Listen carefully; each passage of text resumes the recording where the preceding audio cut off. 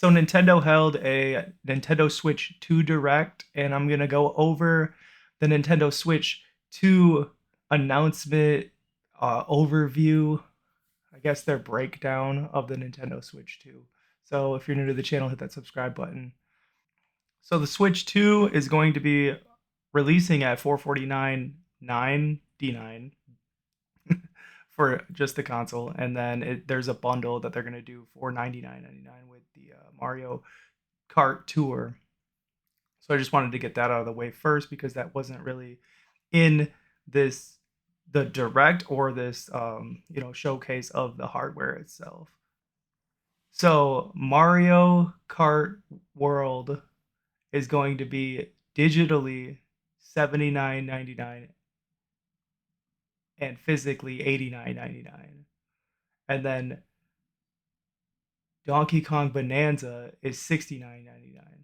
So there's two games right now that they have prices for, and there are three price points for two games. I don't know. I'm just kind of confused. So starting off, they just kind of showcase the console itself, and then give you like an overview of the entire thing, the entire package that they're going to be providing. So they give you the dock, how it plugs into the TV. You got the Joy Cons, and then they go into the thing, the little hand thing, and then you can pull it out, place it on the table with the new stand, pop it off, or you can play it portable. So it just seems like they thought about a lot and they're showcasing a lot, and then they kind of stop here. They kind of stop and then show you the various ways that you can have it set up. So you can have it in your hand as a handheld, laying on the couch or sitting on the plane, but you can also have it hooked to the TV, and then you have the Joy Cons and the little controller thing. Then you have it on its stand with the Joy Cons that you can play, or you can put it on the table and use the little mouse thing. I think that the is creative how they did that. I like it. I enjoyed it. And they're showcasing some of the more technical specs of this thing, which is funny because I didn't even really expect Nintendo to talk about fans, which they do. They discuss fans in this. Like they talk about actual screen sizes and dimensions, the width.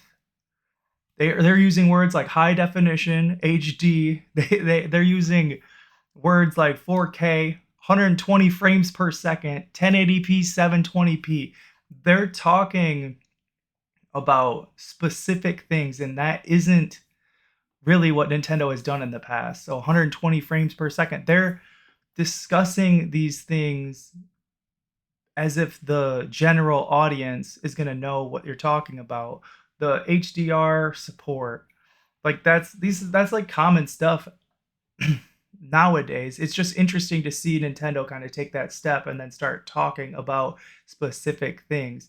Now they talk about the magnetic Joy Cons and how they snap in, and you can't just pull it out without pulling the trigger, the little trigger thing on the back there.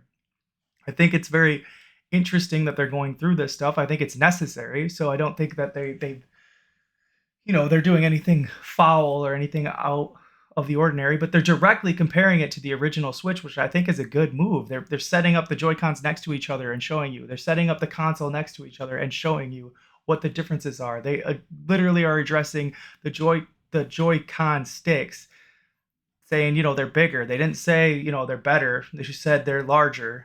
So then they go through the little mouse thing, the mouse gimmick, which I personally am not a fan of, but they're showing a first person shooter. Then they go through and they show that drag game, the one with the basketball. Like that is something that's going to showcase this technology. So they have a lot of features. They have a lot of stuff in this console. Some of it will probably die off within the first year.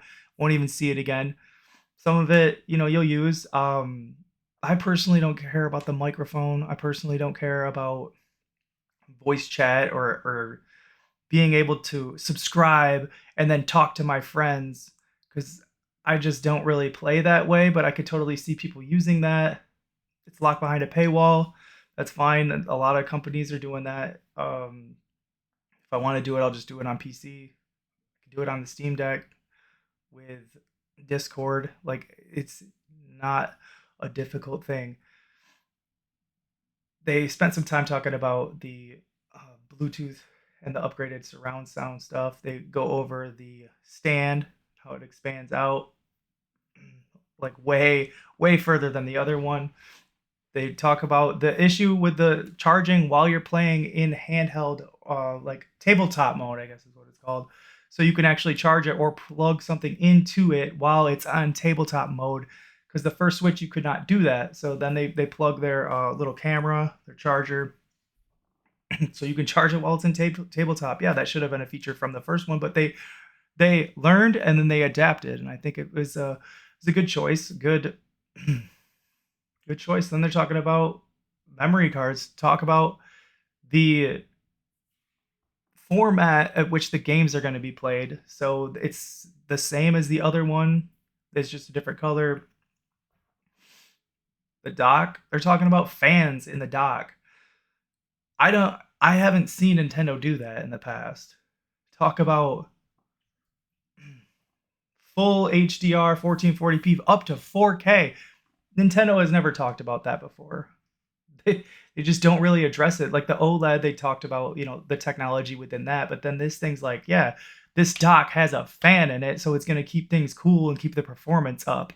That's a new thing to look at from Nintendo. It's like, wow, these guys are actually like going over this stuff. Then they get into some of the games, showcasing some of the games, and showing all, doing this little flower spin thing. It's interesting. I am excited for the console. I'm not excited for the price of the games. Didn't really have an issue with anything until they released separately the cost of the games. Price of the system is right where I thought it would be. I did not think the games were going to be $80, $90.